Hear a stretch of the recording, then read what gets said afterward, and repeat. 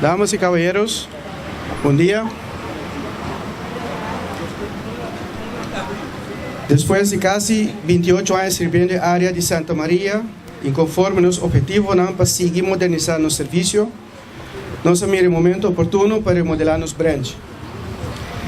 Durante 4 lunas, un team activo ha trabajado duro para concretizar la remodelación completa de tanto interior como exterior de nuestra oficina.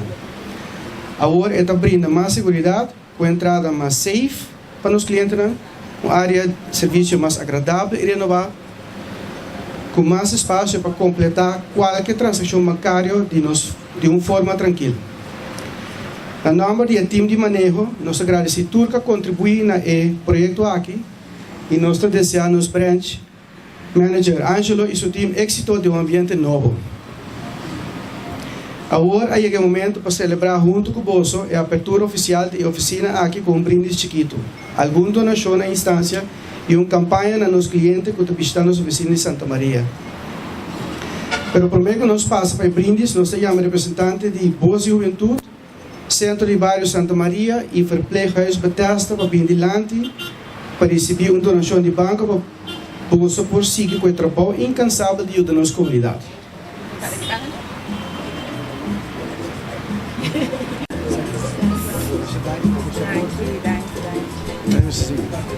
Nós damos o suporte do cívico e bom trabalho da nossa comunidade.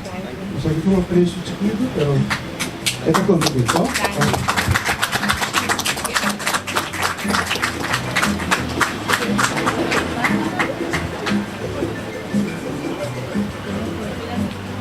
O Centro de Bairro Santa Maria, mesmos, seguir que bom trabalho, nossa comunidade nesse dia e nós queremos ganhar, que seja nossa cidade.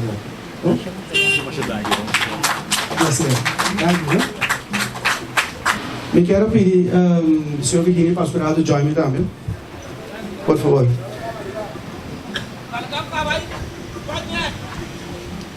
Em nome de nosso time de manejo, nós agradecemos por sua presença e nós declarar que o branch aqui oficialmente abriu.